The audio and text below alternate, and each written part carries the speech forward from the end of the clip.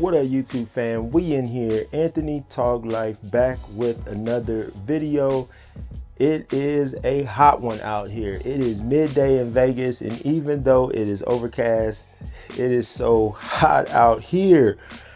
But I wanted to come out midday and talk about using flash, combining that with ambient, and using an ND filter in the process to do so. Now, why would you want to use an ND filter, especially when you have a flash that can do high-speed sync? I have the AD200 out here. Well, the reason for that, without wasting too much time, is that we want to conserve power. When you go into high-speed sync, you're not getting as much flash output from your flash, because to not get super technical, high-speed sync is basically taking your flash and it's rapidly doing bursts of light to be able to get that flash to be within that shutter when it's faster than your camera sync speed.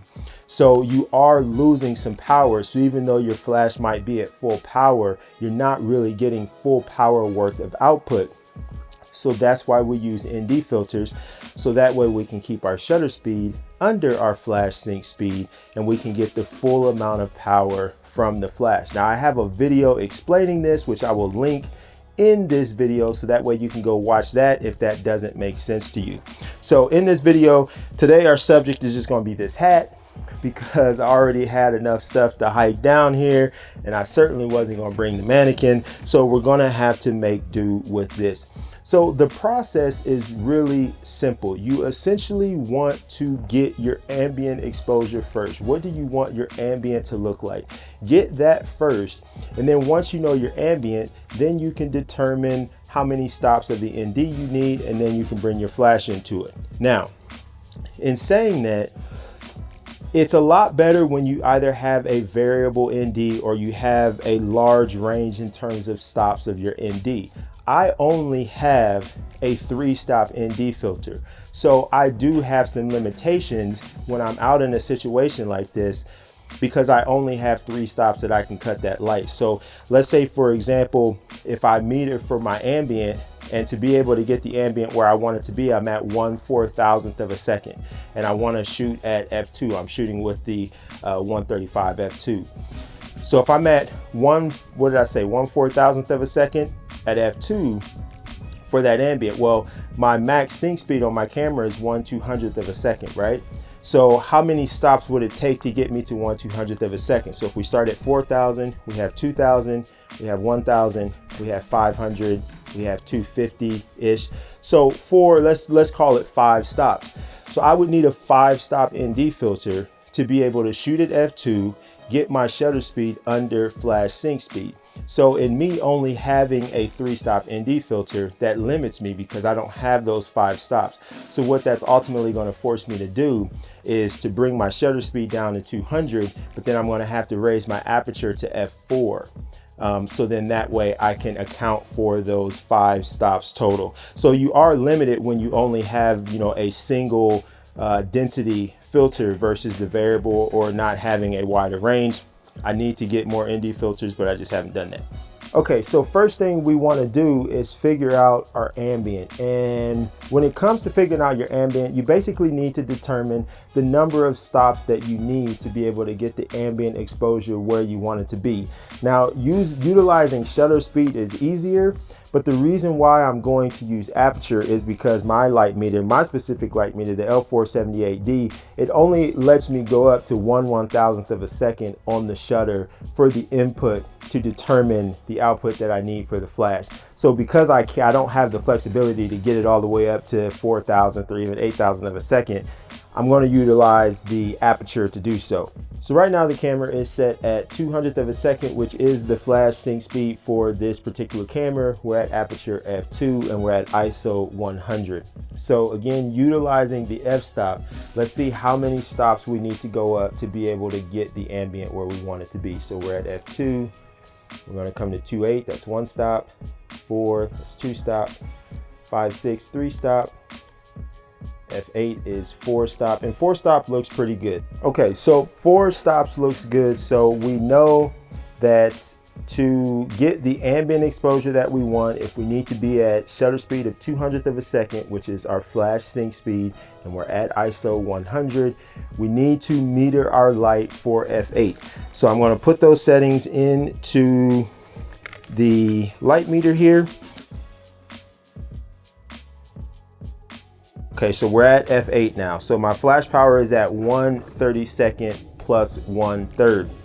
So now essentially what we're able to do, going crazy here, now what we're able to do is add our ND filter, because again, we know we wanted to shoot at f2. So the only reason that we increased that aperture was to be able to determine how many stops we need. Now, going back to my particular case, I only have a 3-stop ND filter. So if I put that 3-stop ND filter on and then I bring my shutter back down to, or my aperture back down to f2, I'm going to be a stop over from where I want to be. So I am going to have to adjust for that, and I'm going to have to raise my aperture to f2.8. So that's just the nature of photography sometimes. Depending upon what you have to work within the confines of what you have. Now, if I had a variable ND, a 2 to 5 stop variable ND, or if I had a 4-stop ND, I could just put the 4-stop on, bring my aperture down to f2. My flash power isn't going to change because I have metered the flash at f8. So I've accounted for the 4 stops. Indeed, in my case 3-stop, I'm going to say 4-stop for this video. I've accounted for the 4-stop on the settings, okay? So if I'm metering this at f8, if I then take my camera down to f2, but I put a 4-stop ND filter, I'm cutting 4 stops of light that's hitting.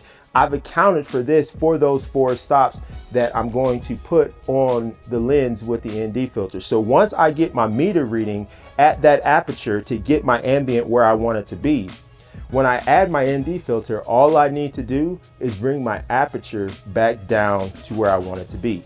Okay, now when you look at these two images side by side, I'll definitely be honest in saying it's hard to see the difference with the flash with this hat because it's not a person, but I'm going to highlight some areas where you can see where that flash just added a pop of light on the hat and it gave it a little bit more exposure. So you can see that the background exposure is exactly the same, but now we're able to have that little pop of light on the hat that we're using with the flash, and we've balanced that as much as we've wanted to balance it. Now, when it comes to your ambient exposure, obviously that is to taste. There are some people that like to darken down the ambient a lot. There's people who like to have a nice balance between the flash and the ambient. I am in that latter group where I like to expose the ambient to a decent exposure and then just add a pop of flash so that way my shots don't look very flashy. But it really all is to taste, and you would essentially do this method regardless of how you like your ambient to look, because that first step is getting your ambient to look however you want it to look. So if you want it to be balanced, you get it to the point of being balanced. If you want to really bring down that ambient exposure, then you get it to the point of that ambient exposure really being brought down.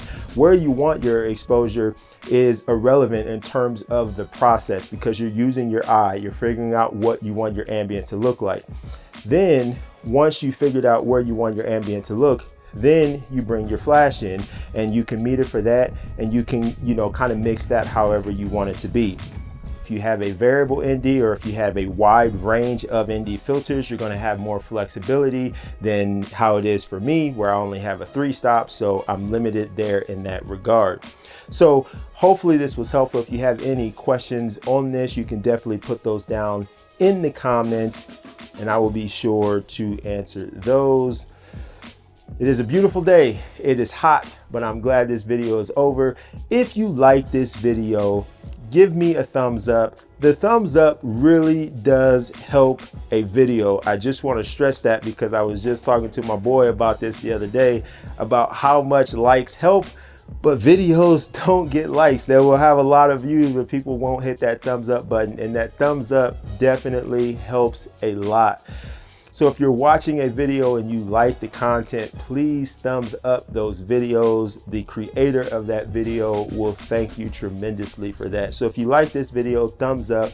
If you like this content and you're not already subscribed, go ahead and subscribe and ring that bell. As always, I appreciate you being here. I appreciate your support. And until the next one, take care, stay cool. Peace.